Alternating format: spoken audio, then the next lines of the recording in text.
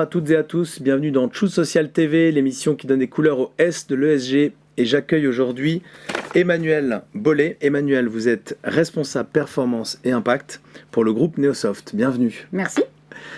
Est-ce que vous pouvez nous dire peut-être ce que c'est que le groupe Neosoft? Tout le monde ne connaît pas. Non, alors je vais pouvoir vous répondre.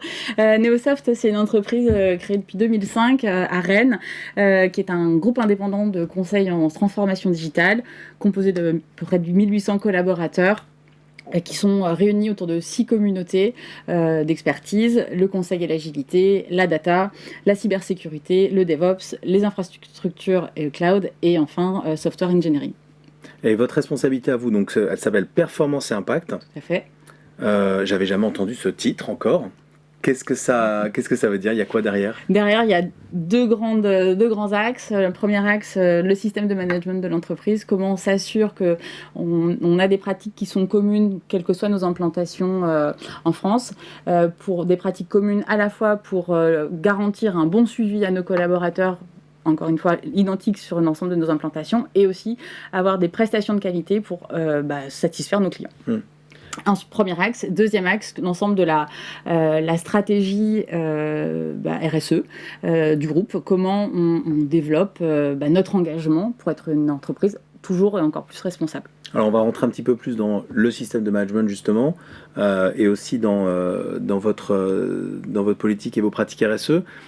Peut-être avant de rentrer là-dedans, qu'est-ce que va ressentir un candidat qui rentre chez Neosoft en termes de culture, de valeurs? Vous êtes quelle entreprise? Une très chouette entreprise. On est une très chouette entreprise qui accueille avec beaucoup de bienveillance ses collaborateurs, qui a envie de les faire grandir. L'ensemble de nos actions, elles sont portées autour de nos 5 valeurs, qui sont proximité, accompagnement, collectif, technologie et engagement. Et donc ça, on a à cœur de les décliner dans chacune de nos actions en disant si cette action devait porter une valeur, quelle serait-elle? Et donc, un nouveau collaborateur a un parcours d'intégration, parce que ça semble aujourd'hui normal d'avoir un parcours d'intégration pour comprendre où est-ce qu'on travaille, dans quel contexte, dans quel univers, et comment ce collaborateur qui est vraiment au centre en fait, des préoccupations de l'entreprise va pouvoir s'épanouir. Et vous avez un système de management qui est très porté sur le développement de l'expertise. Oui. Qu'est-ce que ça signifie? Alors, le développement de l'expertise, c'est la construction de communautés d'experts qui vont pouvoir, entre pairs, aller se challenger ou renforcer leurs compétences par de l'échange, par du benchmarking, le fait d'aller dans des salons. Vraiment, c'est une composante essentielle de notre stratégie pour renforcer et développer notre expertise et faire en sorte que nos collaborateurs se sentent bien chez nous. Les managers sont plus des experts, plus des commerciaux? Les managers sont des experts, puisqu'on est en train de mettre, on a vraiment volonté à déployer le management par les pairs. Chaque collaborateur va être managé par un consultant manager. Donc c'est-à-dire que ce consultant manager peut avoir une fonction de mission auprès d'un client, et aussi en cas d'encadrement d'une dizaine de consultants qu'il va avoir à charge de faire grandir en termes de compétences, de savoir-faire, de savoir-être, afin que cette personne elle soit aussi heureuse dans l'entreprise. Il y a quand même, j'imagine, sur ces communautés de consultants, il y a des objectifs business. Donc cette compétence commerciale, elle va être portée par nos équipes commerciales. Par les équipes commerciales. Par les équipes commerciales. Et qui ne sont pas hiérarchiquement... Qui ne sont pas hiérarchiquement rattachées, qui n'ont pas en tout cas la charge de suivi de nos équipes techniques qui prestent et qui rendent nos prestations de qualité à nos clients. Ça a toujours été organisé comme ça, ou ça a évolué dans le temps? On est sur un temps de bascule et d'évolution pour justement, quand on parle de collaborateurs centriques et d'expertise, c'est vraiment des actions qui nous tiennent à cœur pour faire en sorte que nos collaborateurs... c'est aussi une demande du terrain, que de pouvoir évoluer et de pouvoir échanger dans l'approfondissement d'une expertise. Dans l'approfondissement de l'expertise, oui, il y avait aussi moi j'ai envie de renforcer mes compétences, j'ai envie d'être managée par quelqu'un qui va comprendre mes problématiques techniques. Alors vous me parliez aussi en préparant que votre système de management repose aussi sur une forte proximité. Oui. Donc, encore une fois, d'expertise, de pairs, mais aussi géographique. Tout à fait. Aujourd'hui, on est implanté dans 12 villes en France et on a à cœur en fait que nos équipes soient rattachées à chacune de nos agences. Ces agences, elles sont implantées de façon à être aussi proches de nos clients, de façon à ce que le collaborateur soit dans un écosystème qu'il connaît et de façon à nous permettre aussi aux collaborateurs de ne pas avoir à faire des kilomètres pour aller au travail tous les matins et renforcer aussi cette la proximité géographique, créer de la cohésion par des actions de convivialité au sein de chacune de nos agences. Et encore une fois, que nos collaborateurs chez nos clients connaissent aussi ces clients, que ce ne soit pas des choses complètement étrangères. Ouais, vous êtes allé d'ailleurs assez long, parce qu'il n'y a pas de clause de mobilité. On n'a pas de clause de mobilité dans nos contrats. Vous ne pouvez pas dire à un consultant, tiens, toi tu iras ici. Aujourd'hui tu es à Paris, demain tu vas à Lyon, tu es à Lyon, tu vas à Rennes. Donc vous leur garantissez vraiment cette proximité de ces clients, des collègues, d'une connaissance. Là où ils habitent. Voilà, on tient à cet équilibre professionnel et personnel de nos collaborateurs, donc ça fait partie de notre fonctionnement et de l'ADN de l'entreprise que de proposer cette non-mobilité. Ouais, ce qui n'empêche pas, j'imagine, qu'ils puissent demander une mobilité à d'autres endroits. Tout à fait. Ok. Et du coup, je me demandais, votre rapport au télétravail, dans ce cadre très, très local, oui. Quel est-il ? Est-ce que si vous êtes très locaux, est-ce que vous autorisez une grosse part de télétravail dans l'organisation du temps, ou au contraire, comme vous êtes très proche, il faut venir au bureau, il faut voir vos clients, il faut être là. Alors en fait, on s'adapte complètement à nos collaborateurs. On a un accord de télétravail depuis près de 10 ans. Récemment, donc bien avant qu'on en parle, le Covid et le boom du télétravail. Notre premier accord date de 2014. Il a été renégocié en 2022. Et cet accord de télétravail, il permet à nos collaborateurs de faire entre 1 et 5 jours de télétravail. Donc, déjà en 2014, vous autorisiez entre 1 et 5 jours ? Non, la renégociation de 2022. Alors, par curiosité, en 2014, vous proposiez faire 2 jours déjà ? Ouais, d'accord. Donc on a une vraie évolution. Ouais. Donc on a des collaborateurs qui, selon leurs besoins, vont faire un jour en hybride, full remote, full présentiel. Bref, en fait, on fait confiance aussi à nos collaborateurs et aussi au bon sens.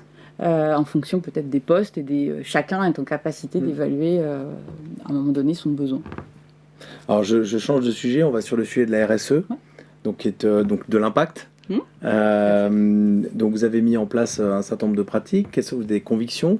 Vous êtes sur quel grand sujet de développement RSE ? Aujourd'hui, sur notre axe, notre engagement RSE, il va se décliner sur 2 grands axes. La maîtrise de notre empreinte carbone, qui est un enjeu majeur, mais pas seulement, et aussi toute l'inclusion. On est une entreprise du numérique, quand on parle de numérique responsable, ça doit inclure bien évidemment ces deux grands thèmes, qu'on décline ensuite dans un grand nombre d'engagements et d'actions pour nous améliorer, parce qu'on est vraiment dans une démarche d'amélioration continue.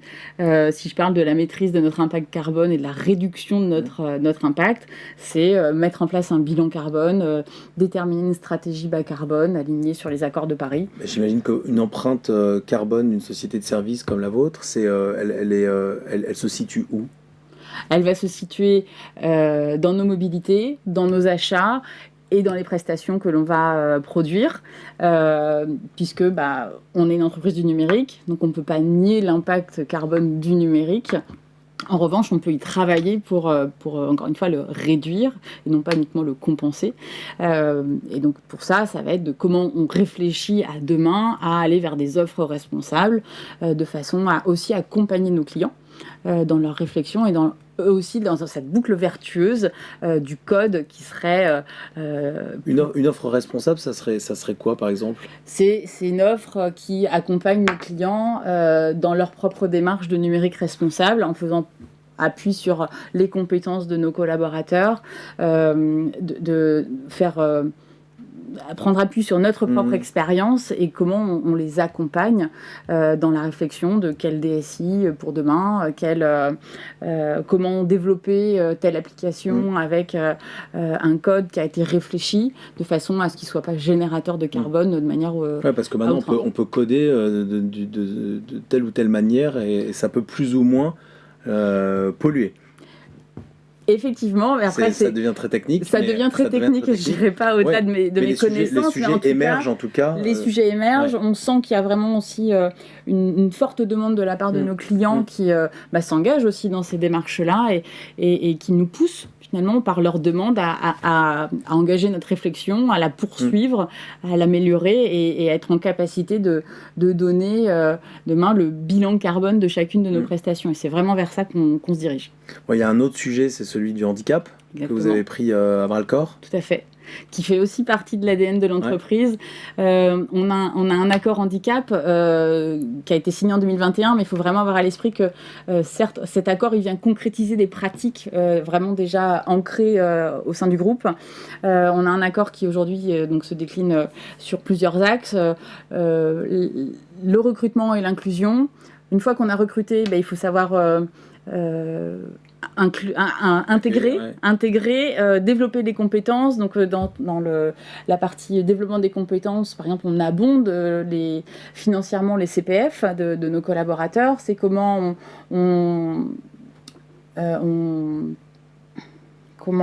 la gestion de carrière, comment on développe la gestion de carrière, mais également comment on adapte des postes.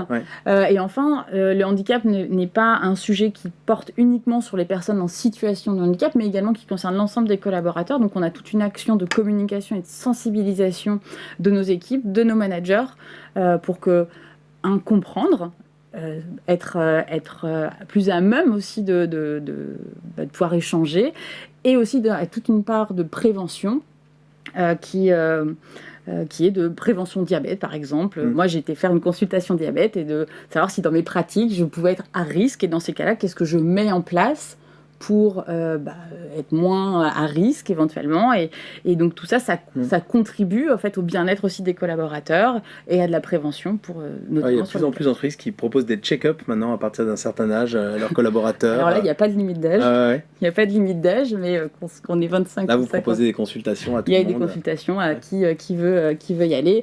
On a également aussi tout un travail sur l'accessibilité numérique. Quand on parle d'acteurs du numérique responsable, c'est aussi dans le cadre de notre accord handicap comment on développe nos pratiques d'accessibilité numérique. Bon, et puis dernier sujet, puisqu'il a un peu d'actualité, je crois qu'il y a quand même des valeurs sportives chez Onosoft qui sont très fortes. Elles sont fortes. Quand on parle d'engagement dans nos valeurs, c'est pas vain. C'est, par exemple, on a un soutien fort de Pauline Desroulettes, qui est une sportive en tennis fauteuil et qui est vraiment le soutien de la communauté Neosoft, puisque voilà, elle concourt au prochain JO paralympique. Et donc vraiment, on la supporte, on la soutient, on va la voir sur ses meetings. Et donc, au-delà de ce soutien auprès de Pauline, c'est dès qu'il y a des courses collectives, il peut y avoir des groupes qui se montent. Tout le monde fait du sport chez Onosoft ? Bien sûr. Ouais. Bien sûr. Il y a concours de pronostics avec la Coupe du Monde de rugby ? À fond. Le JO 2024 ? À fond. Bon, merci beaucoup d'avoir été avec nous. Merci Emmanuel. Merci à vous. D'avoir partagé toutes ces bonnes inspirations. Merci à vous. Au sein de Neosoft. À bientôt.